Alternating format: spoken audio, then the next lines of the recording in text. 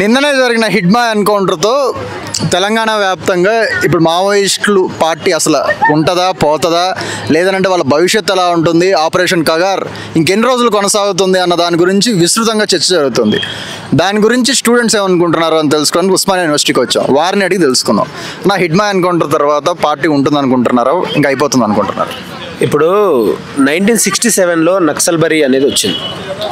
1967 నుంచి ఇక్కడ శ్రీకాకుళం, తర్వాత 1978 జగిత్యాల జైత్రయాత్ర, తర్వాత తెలంగాణలో మనం చూసినటువంటి 50 సంవత్సరాల సుదీర్ఘ చరిత్ర కంటే ప్రపంచంలో ఎప్పుడో స్టార్ట్ అయింది. తుపాకీ రాజ్యం ద్వారా విప్లవం వస్తుంది అనేది. ఈ నేపథ్యంలో ఇప్పుడు విప్లవకారులను చంపొచ్చు, కానీ విప్లవ ఆలోచన ఎప్పుడు చంపలేరు.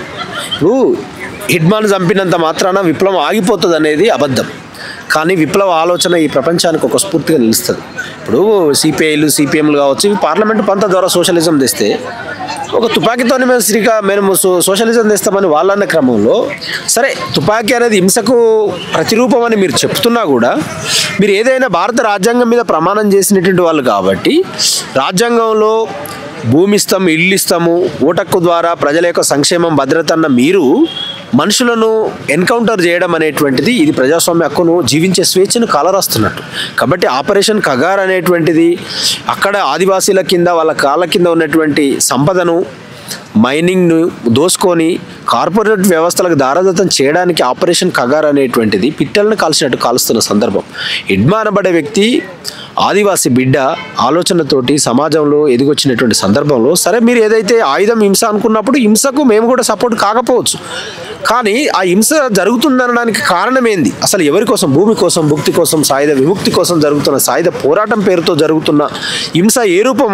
ఇప్పుడు వాళ్ళు హింస చేస్తే మీరు తోటోడు తొడగోసుకుంటే మీరు మెడగోసుకుంటున్నట్టు. నీకు మొన్న నరేంద్ర మోడీ గారు బిర్సా ముండా యొక్క జయంతి జరిగిన సందర్భం, బిర్సా ముండా ఎవరి కోసం పోరాటం చేసిండు? షహీద్ భగత్ సింగ్ ఎవరి కోసం ఉరిని ముద్దాడిండు? అల్లూరి సీతారామరాజు ఎవరి కోసము బాణాలు తీసుకొని బయలుదేరినటువంటి చరిత్ర గర్భం నుంచి ముందుకొస్తున్న క్రమంలో ఇవన్నీ ఎవరికి సాక్ష్యాలు? ఎవరి కోసం?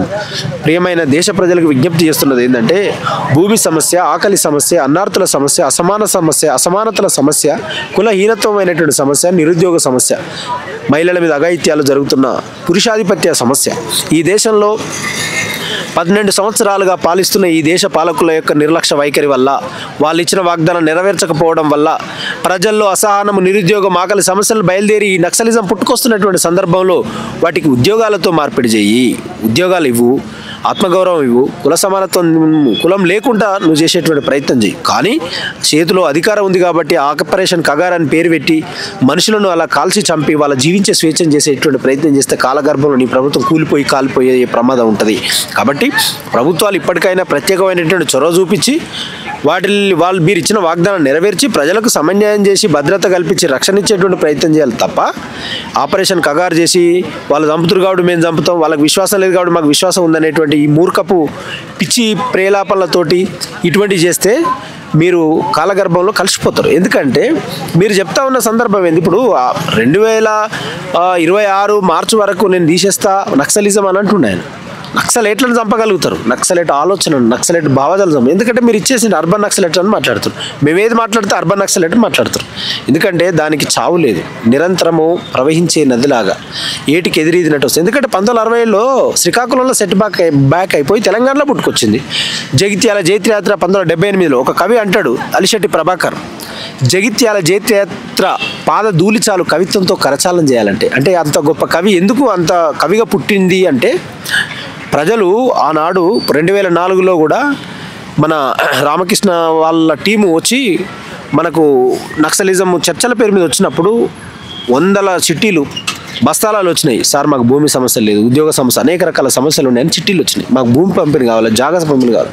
అంటే ప్రజలు ఏం కోరుకుంటారు? తాత్కాలిక అవసరాల కోసము ఈ ఎన్నికలు అయితే ఉండొచ్చు, కానీ శాశ్వతమైన పరిష్కారాలు వాళ్ళ విశ్వాసాలు ఉన్నాయనే ఆలోచనతో వాళ్ళు వెళ్ళిండ్రు. కాబట్టి వాళ్ళు వెళ్ళినప్పుడు కూడా మీరు పట్టుకొని వచ్చి వాళ్ళు పోవడానికి కారణాలు ఏంది, పోకపోవడానికి మనం చేయాల్సిన కర్తవ్యాలని నిర్దేశించుకోవాలి. ఇప్పుడు నేను ఆల్ ఇండియా స్టూడెంట్ ఫెడరేషన్ అయినా ఏదైనా నాకు పార్లమెంట్ మీద విశ్వాసం ఉంది, గన్నుతో విశ్వాసం లేకపోవచ్చు, కానీ విశ్వాసం ఉన్న వాళ్ళ గౌరవాన్ని వాళ్ళు అట్లా పోకుండా చేయాల్సిన కర్తవ్యం నీది. కానీ కగార్ల పేరుతోని అనేక రకాల పేర్లతో మీరు ఇట్లా చంపడం అనేది తప్పు అనేది ఈ సందర్భంగా మీకు తెలియపరుస్తా ఉన్నాం.